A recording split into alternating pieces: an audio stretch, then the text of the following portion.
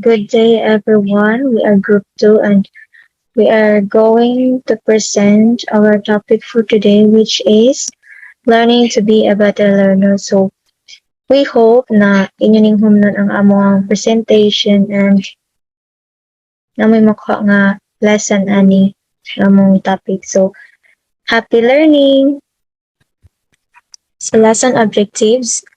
At the end of the lesson, you should be able to explain how learning occurs, enumerate various metacognition and studying techniques, and identify the metacognition techniques that you find the most appropriate for yourself. So knowing the self is not enough. So knowing self though is not enough. So you might ask me why. Means I have a strong understanding about myself. Kailan ako sa akong kaugalingon, unsa ko. But why is it that knowing self is not enough? Napabadi ay kuwang. So, knowing yourself is partly made up of your choices. Take note of that. But you must have the ability to choose, especially to be the better you. So, it's our own choice to know ourselves. Choice na nato kung ganahan ba natong ilhon ang atong kaugalingon deeply. Okay? Walay magsugo nimo, walay magsugo nato. But, kung nakahibaw na ka sa imong kaugalingon, nakailan nagikas sa imong kaugalingon, nakahibaw na ka sa imong gusto, so posible nakahibaw na sad ka sa mga butang nga angay nimong buhaton, it will make you a better person. So, we should also focus sa mga butang nga kinahanglan natong i-improve para sa atong kaugalingon, and that is the idea of learning to be a better learner. For example, sa school. So when you go to school, you have a strong knowledge about yourself. Kailan ko unsay makaayo o makadaot nimo, because if you really know yourself, it will help you become a better student, right?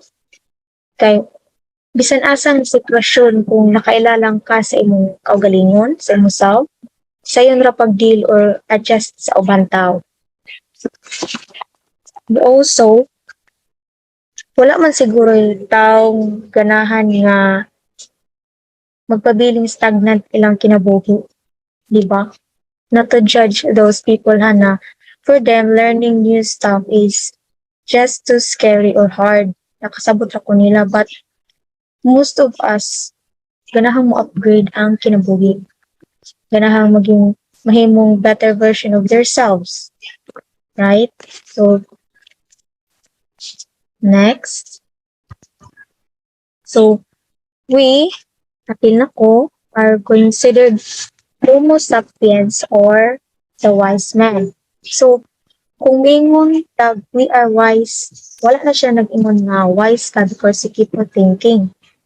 Being called wise, not only do we think, but we are also capable to think about thinking, like how we think of things, and the way we think in a certain way about things. So, we are capable of thinking sa mga butang nga atong gibuhat, nga kung tan-aw nimo sayop na, ayaw bumata, di ba? Because you are thinking, and that's how we become wise men, right? Dili kayo nakahibaw sayop na, but you're still doing it. So therefore, dili ka wise man. Kung naamay, for example, naiuban, magsigig huna-huna, pero sigig hapong buhat anang butang. So when we talk about we are wise, we think at the same time, kung dili maayo ang imong gihuna-huna, you will change it. And that's how we become wise men. Okay? So, hopefully, nasabtan ra. It is like your brain thinks about itself, then thinks about how it works about itself. So, study shows that when you are able to think about how you think, how you process information, and how you utilize techniques, you have a higher chance of improving yourself to be better. So, for example, kung nakasabot ka kung unsay mga butang nga dapat nimo ma-acquire, kung unsay gusto nimo sa imong kinabuhi, kung nakasabot ka unsa the way huna-huna ang imong huna-huna, you have a higher chance of becoming a better version of yourself daw. So, mo to giingon sa study. So, makana ka nga, it's very complicated because you are thinking about thinking. No?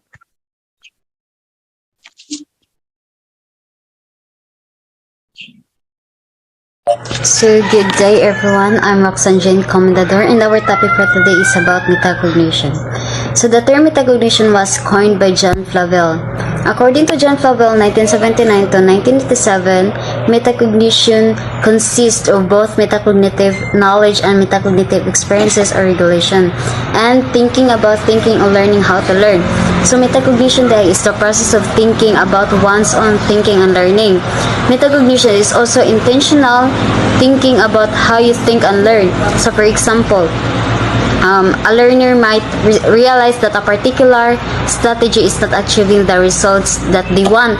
So they decide to try another a different strategy. So kanang paitan na kay kanang gibuhat nga project, butalato project then.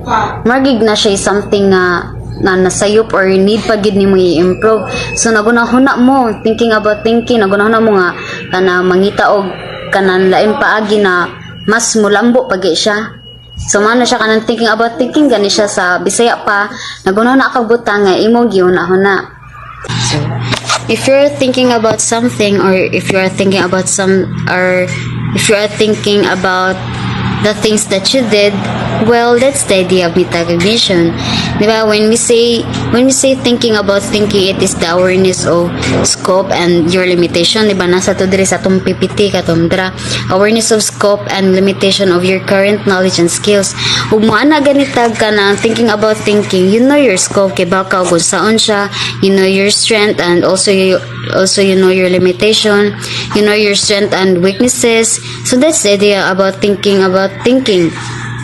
Then because of this awareness kay nagunahuna man ta sa buwatay hunahuna joke ako ra bitaw nangamong pa kay ko sa buwatay hunahuna si Roxanne di ay dapat ka nang aware ka na or I mean kana kibaw na ka nga ug andam na ka mo adapt sa sitwasyon na sakto ba sitwasyon andam na ka I mean kanang kibaw na kadaan ba more advance nang gikadaan niya dapat kanang makaana sa ka nga kanang I need to adapt, I need to learn something new to be better nana ba din kani sa dayong metacognition so, kay sa DI dili ra din siya kana about sa thinking about kanang thinking na magdeal sa day siya sa tuang emotions and motivation. So mouth sa na metacognition is not also about thinking process. It also deals our emotions and motivational. If you're thinking about something man sa DI, kay imong emotions ug motivational ana kay maapektuhan sa DI. Our emotions and motivational level kay magdepende siya sa atuang individual preference. So that's it. That's the idea of metacognition. Dili ra sa siya about sa kanang thinking process. Sa siya sa tong magdeal sa siya sa tuang motivational o emotional level. So man to siya. That's all. Thank you.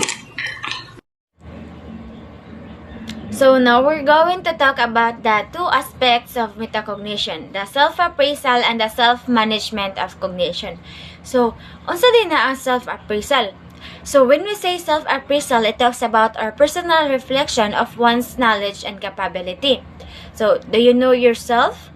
Do you know what is your strength and weaknesses? Kibaw ba ka kung asa ka maayo? So, okay ba ka kung asa ka maayo, imo na siyang gamiton nga i-invest na nimo. Like for example, ako ganahan jud kay kog volleyball. So I will invest more kay ganahan man kog volleyball ug maayo man ko sa volleyball. So individuals have different weaknesses and strengths. It could be you are good at dancing, or it could be you are good at public speaking. So that's how the metacognition works to be a better learner. So the second one is the self-management of cognition. Unsa din ang self-management cognition? So self-management cognition is the mental process you employ using what you have in planning and adapting to successfully learn or accomplish tasks. So kumbaga, ang self-management of cognition is you have to be adaptable. Like for example, nakay gihuna-huna. So, namang kay gihuna-huna, you have to do something in order to achieve your plan. Naadjud kay dapat nga buhaton.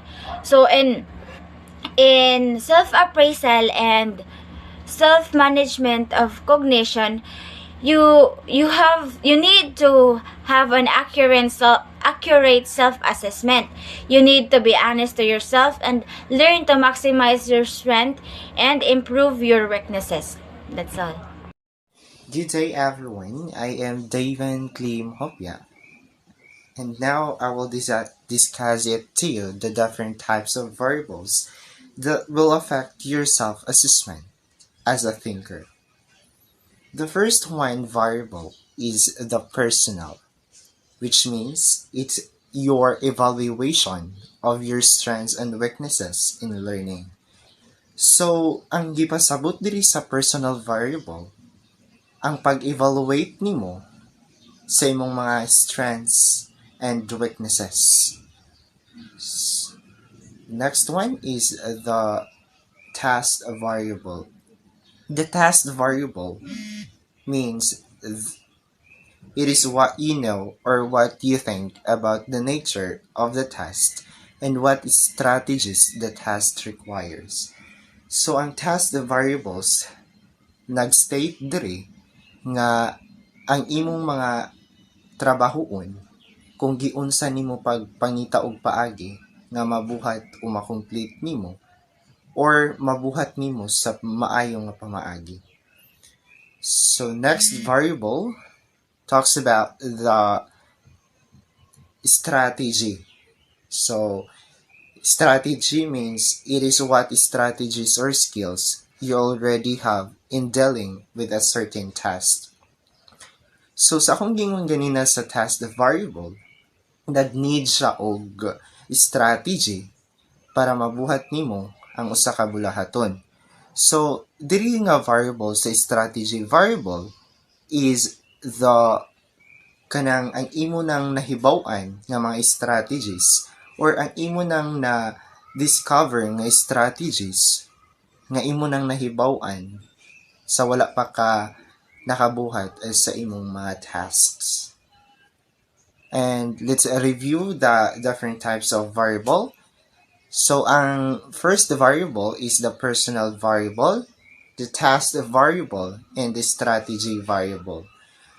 The personal variable talks about the evaluation of your strengths and weaknesses.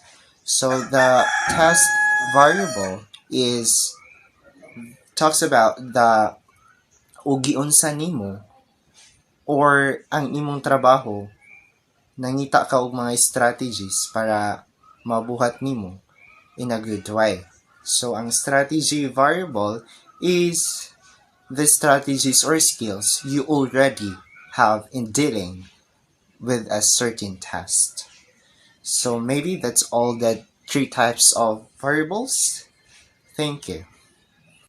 Topic is skills to help exercise your metacognition. So there are 5 skills and let's tackle the first one. So the first one is knowing your limits. You cannot really make a significant advancement without having an accurate and honest evaluation of what you know and what you do not know. So everyone has a limitation, and it can be happen in our physical, mental, social, or chronological thinking. And knowing your limits is like knowing yourself. Yes, knowing yourself. And the best way to identify your limits is you should be honest with yourself and have an honest assessment of what you are realistically capable of doing. Like if you don't make your own capabilities and limits, you may raise up your aspirations goals, but end up you'll perceive yourself as folding short, and that may result as a painful feeling of failure. So you should know your limits, and you should be honest. You should be honest of yourself and knowing your limits. So the second one is modifying your approach. Modifying your approach. This begins with the recognition that your strategy is not appropriate with the task. One should learn to modify his or her strategy in comprehending his or her material. So the process of modification is always initiated with thoughts. When you start ask better question, this challenge you to think differently about what you are doing. And when a different set of thoughts occupy your mind, that's when you start gathering your new insights and understanding that can carry you forward to your goals. And only this way you put yourself in a position where you can make a most of your predicament. So modifying approach happens when we have our curiosity, like we have a lot of questions in our minds, and we are owed to find a solution for that questions. And also in modifying approach, we are evaluating ourselves to learn and to gain more knowledge. So modifying approach happens when we have our curiosity. It also improves our character development, creative thinking, critical thinking by asking questions, opportunity and awareness, resourcefulness, and the self-reflection. So that's how modifying approach help exercise your metacognition. Hi everyone, this is Jamaica Villamor reporting the 3 remaining skills that can help you exercising in metacognition. So we are done now in the 3rd skill, which is skimming.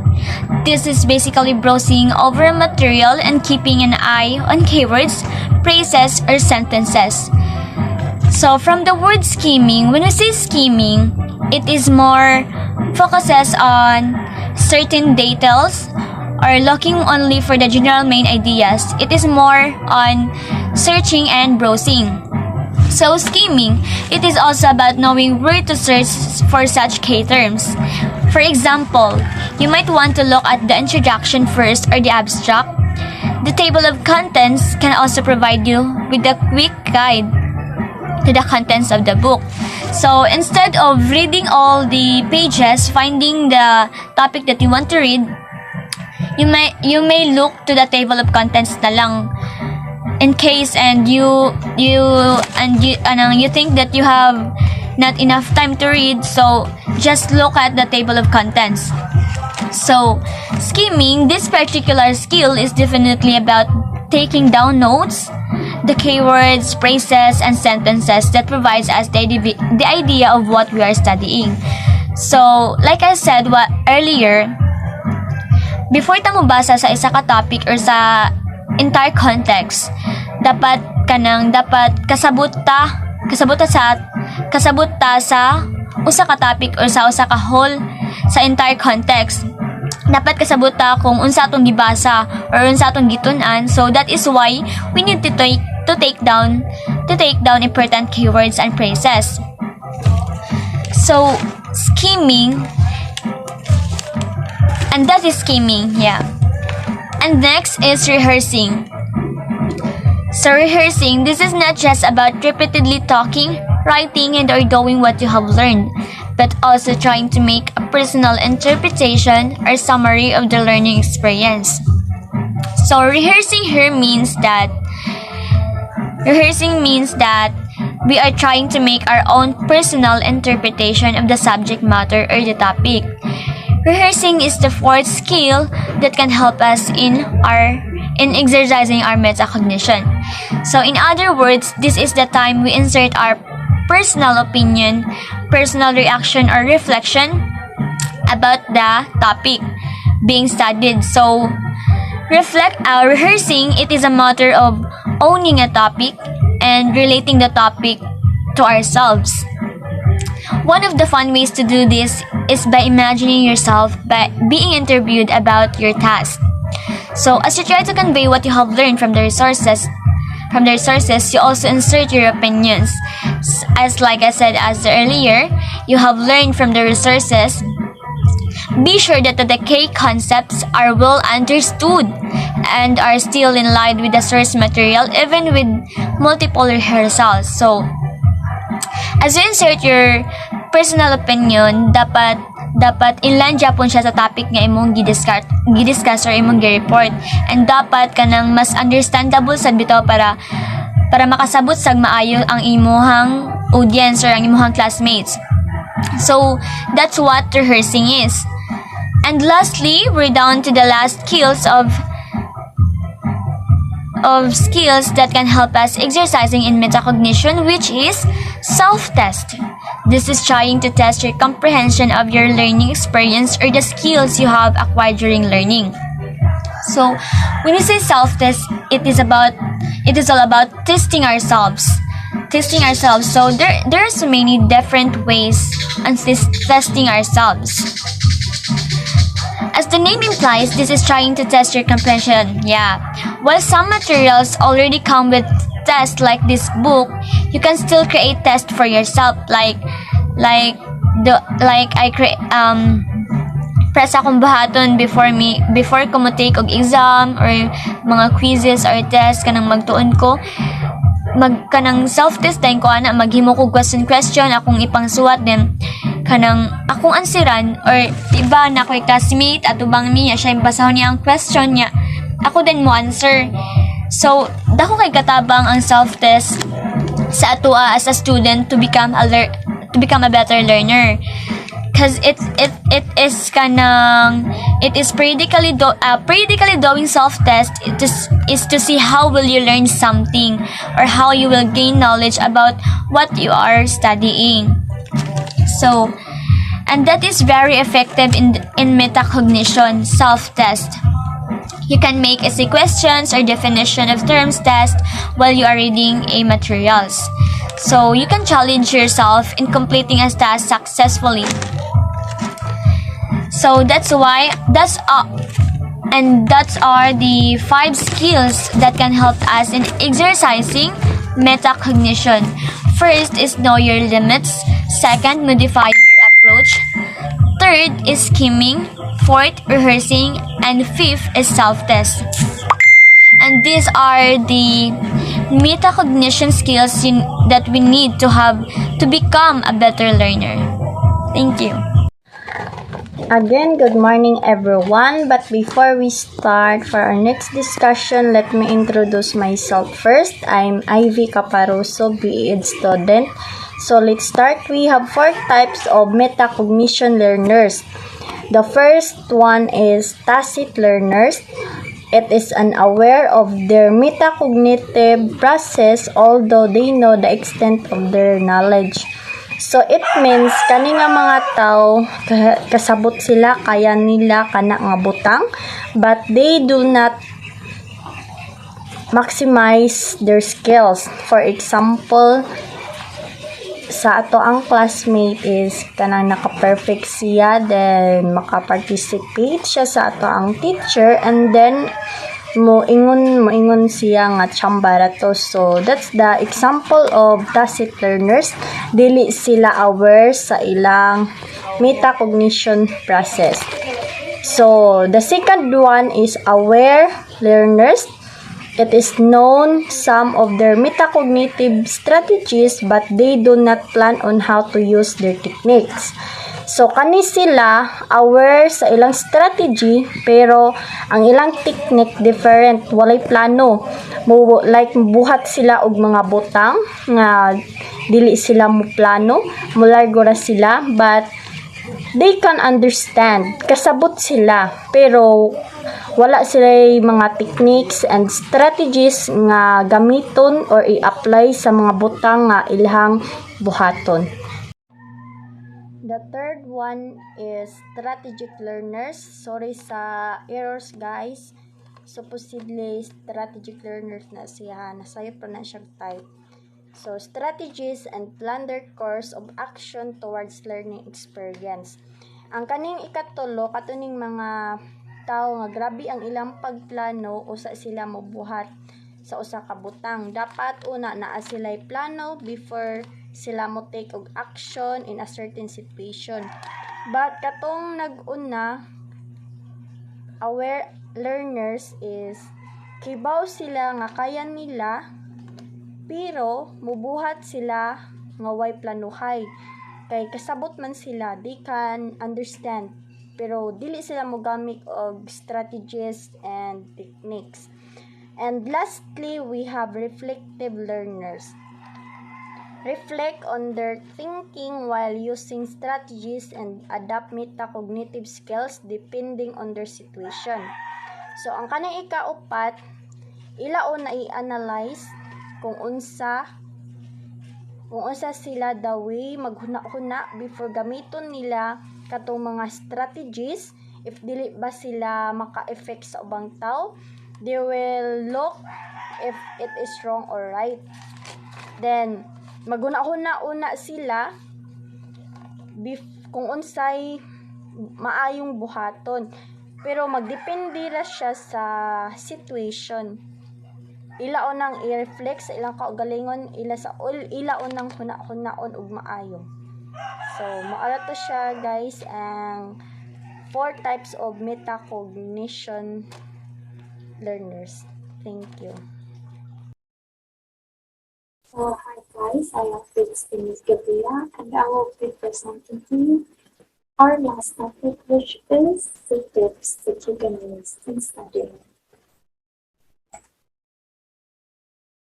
So tip number 1, make an outline of the things you want to learn.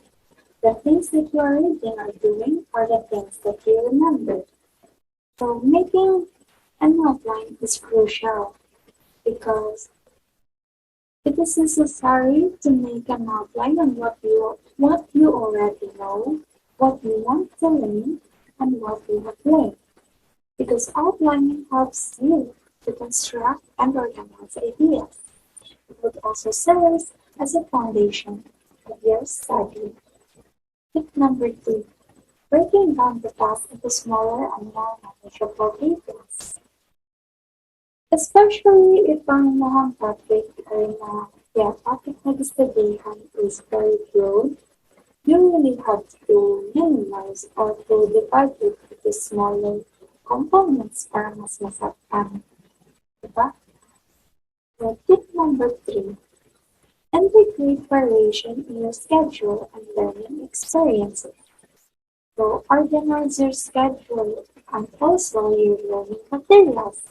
It would make things much easier and would also help you to work faster without wasting time looking for stops. Tip number 4, try to incubate your ideas. First, write your drafts without editing and let the ideas flow. So, let your ideas flow, but also do not overdo it. Okay, kasi na-out of topic na ba. So, by letting your ideas flow, you're allowing the development of thoughts. This allows you to speak your mind and let your ideas flow in an interpretable manner. 5. Revise, summarize, and take down notes. Then reread to help you memorize grammar. We, as a students, we are very stuck. Most of us are grammars. We tend to cram intensively. We tend to work intensively, especially kung hapit na ang deadline, diba? So, for us to minimize cramming, we have to be focused sa our study. Like, we have to reread our stuffs, do our stuffs, revise, summarize, anything para ma-minimize our cramming. So, lastly, tip number 6, don't do something about what you have learned. So, by doing something or applying, basically it talks about applying what you have learned. So, when you apply something that you have when you apply something that you've learned, you will gain more knowledge. Actually doing something that actually doing something reinforces that what you are learning. So, for example, you were studying the development process. Of course, for you to be able to understand well and also to gain more knowledge about the development process, you have to apply the core concepts of the development process. I guess that's the end of my topic.